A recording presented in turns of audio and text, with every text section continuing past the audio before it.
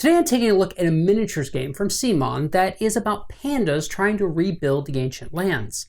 But it's a Euro game. Today I'm taking a look at Way of the Panda. It's time for another Dice Tower review with Robert Geistlinger.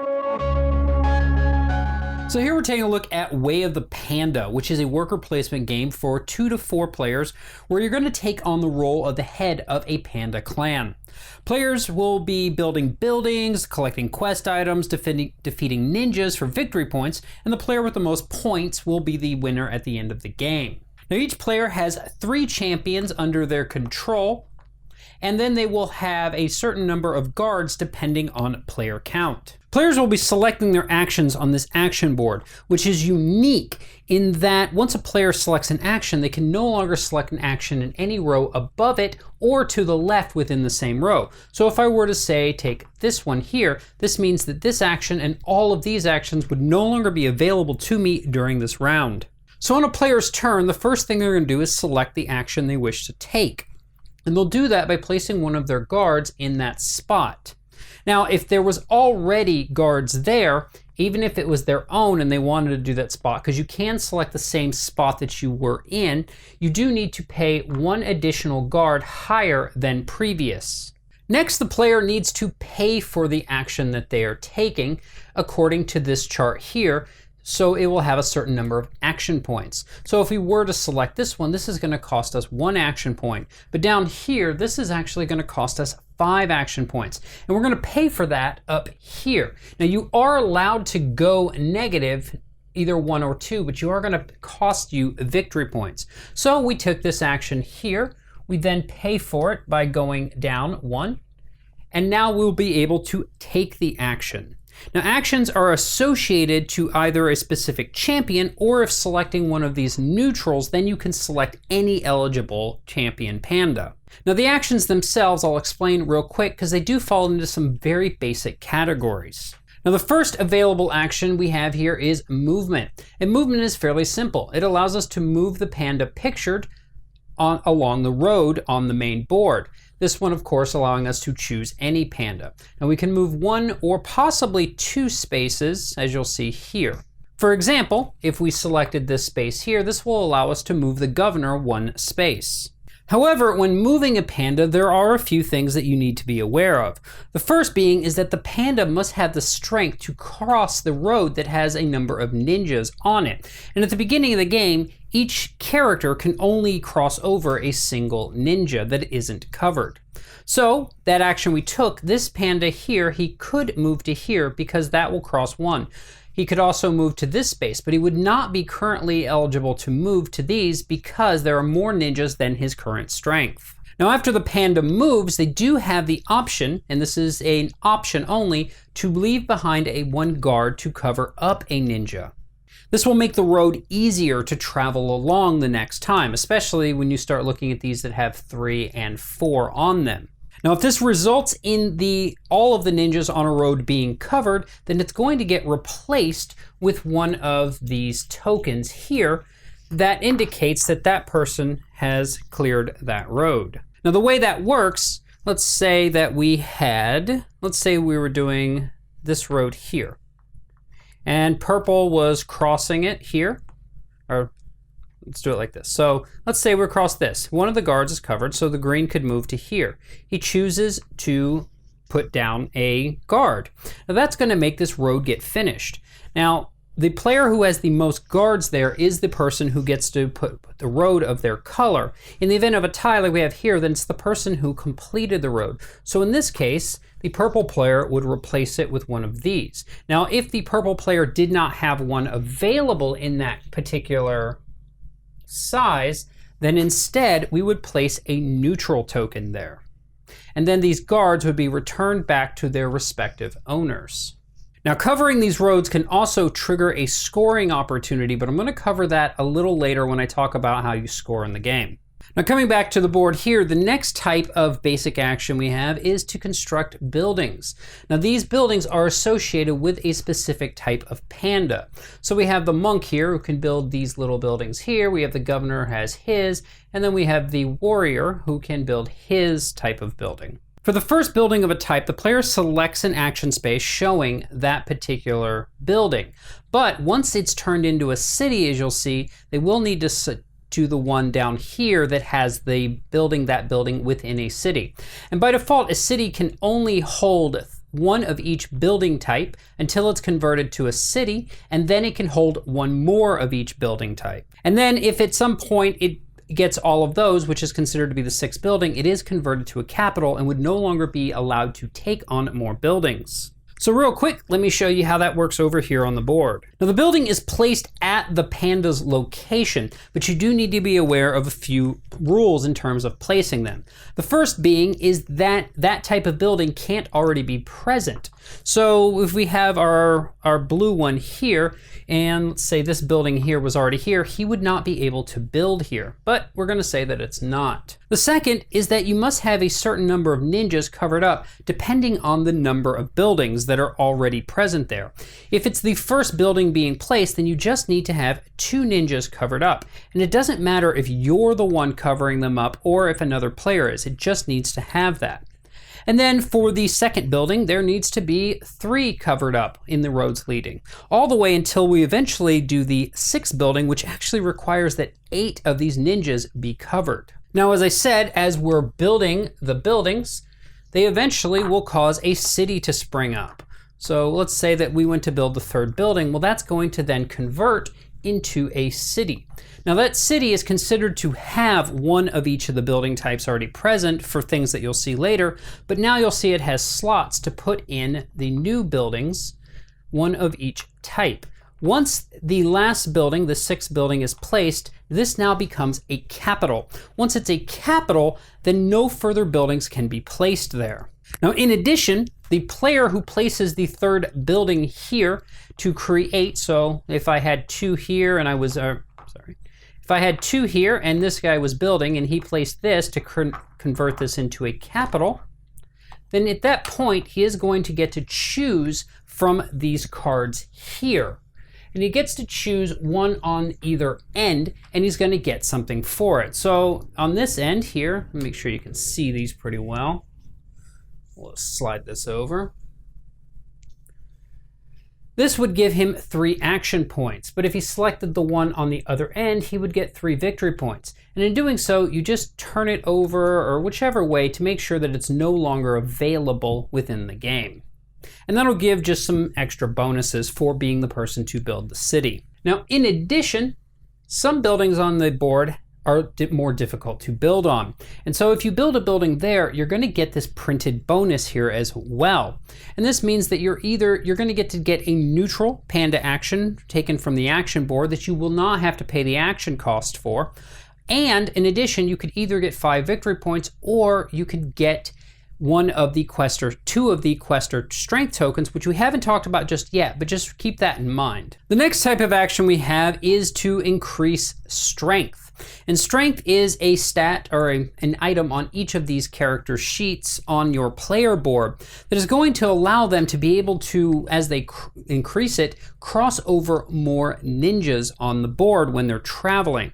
And this is a little asymmetric. If we look at a player board here, you'll see that when the monk increases his strength by 1, so if he were to get this token here, and he would be able to take that using this action here or this action here, then that's going to allow him to strength up, but that still only allows him to cross 1 ninja.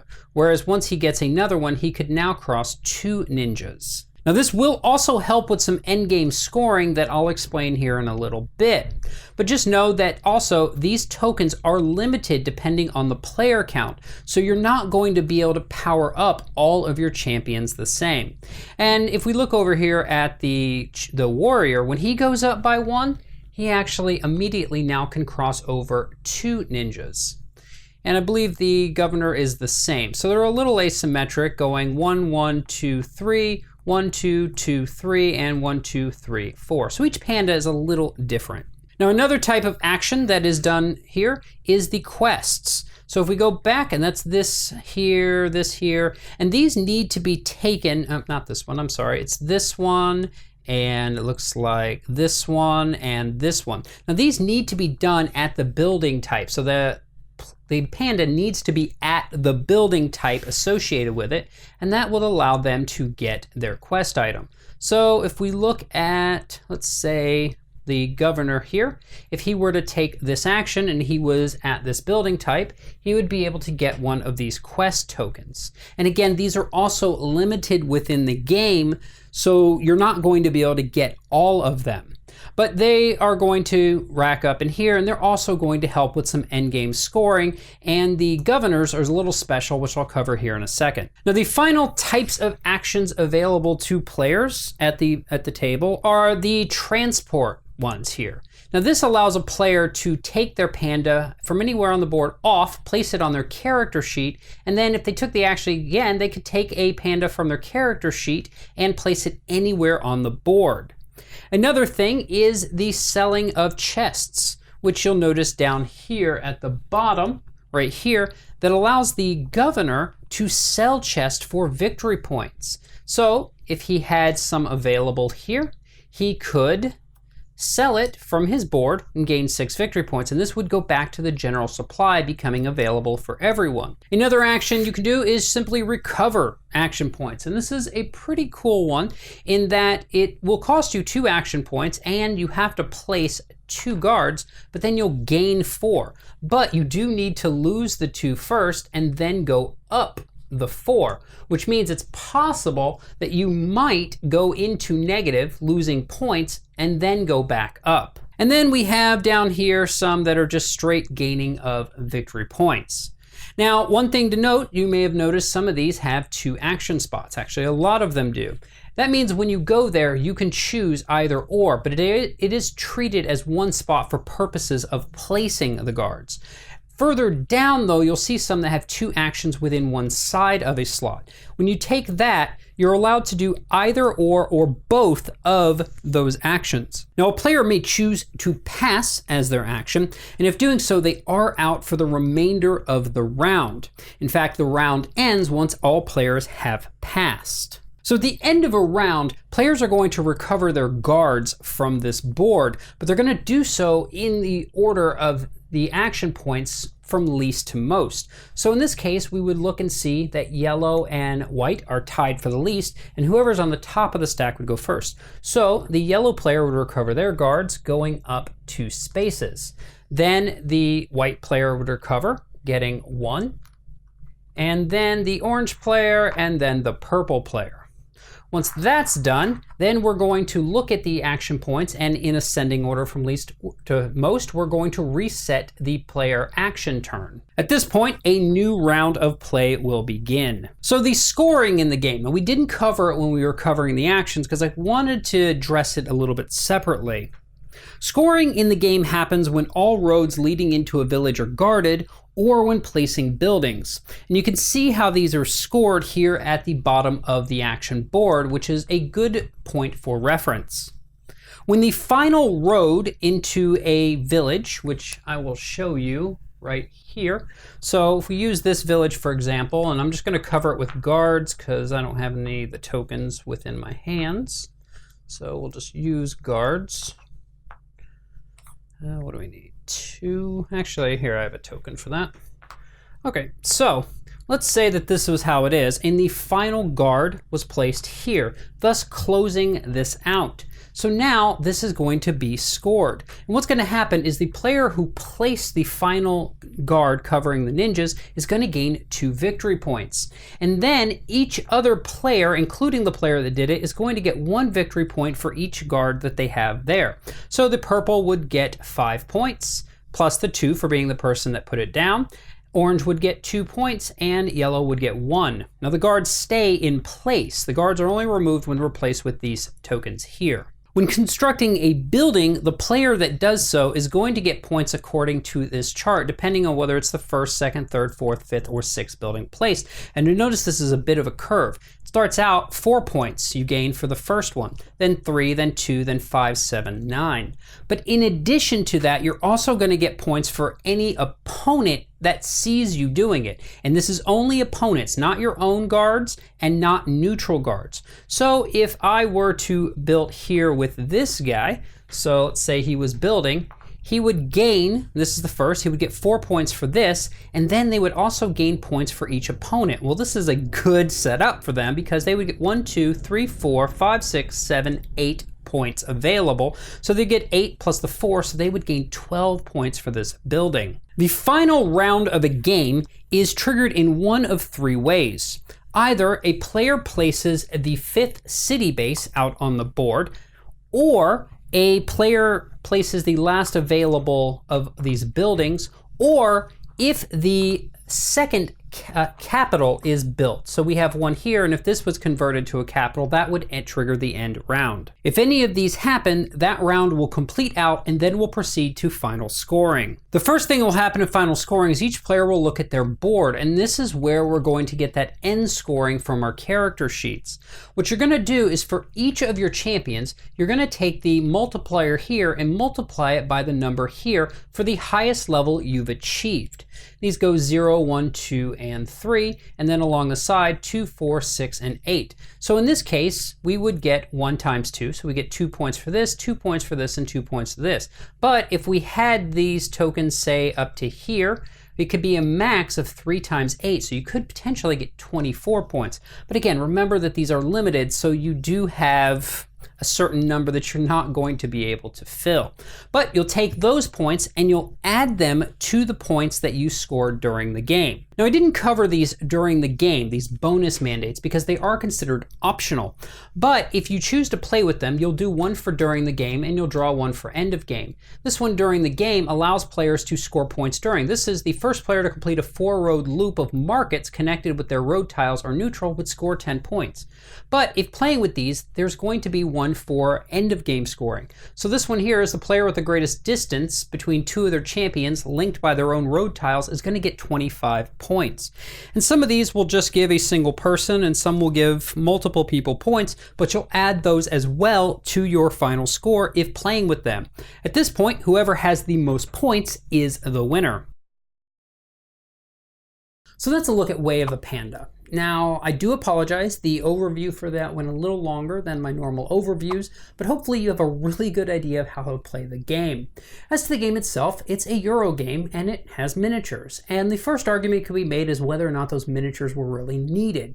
In fact, there could be an argument of how integrated the theme really is. As to the miniatures, I really like them. Sure, the guards could have been cubes. But you know what? They look great on the table, and yes, it probably drove the price up a little, but I'm completely okay with that. As to the gameplay itself, let's talk about that action selection board, because man, did I love that. The fact that you're spending guards that you also need out on the board really is an interesting take on it. But also, I like the fact that you're the thing that's strangling your action selection. Your opponents aren't really affecting your decisions within the concept of that board. Now, they may be affecting you out on the other board, but on the action selection board, even if they took the same action as you, then you pay more guards. And that's not a bad thing because that means you're going to get more action points the next turn. So I really, really dug the way that worked out. Going over to the board itself, I really loved the route building. I loved covering up the ninjas with guards, and I liked that it was an option. And the thing that I liked the most there is when you're building one of those buildings that you get points for your opponent's guards. And you can't help but think to yourself, and I did this the first time I played this, is look at what I've done.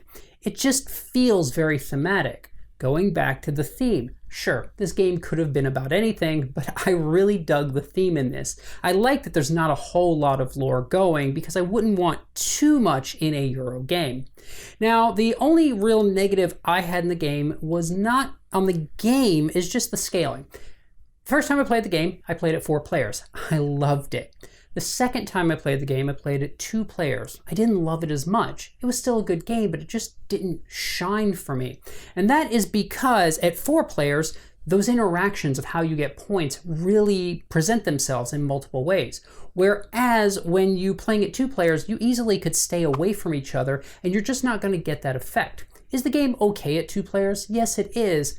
but really 3 and 4 is where you want to play this. But overall, I really do like this game a lot. It is going to fall just below a seal of approval for me just because the 2-player game was lackluster. But I do recommend the game regardless, and I hope you've enjoyed this look at Way of the Panda, and it's helped you decide if it might or might not be a game for your game group, and I look forward to seeing you folks next time. Thanks so much for watching the Dice Tower videos. Find more great videos and reviews as well as our top-rated audio podcast at Dicetower.com. You can also find other great shows at Dicetowernetwork.com. I'm Eric Summerer, and you've been watching The Dice Tower. The Dice Tower is sponsored by Cool Stuff Inc., where you can find great games for great prices. Cool stuff in stock. Check them out at CoolStuffInc.com.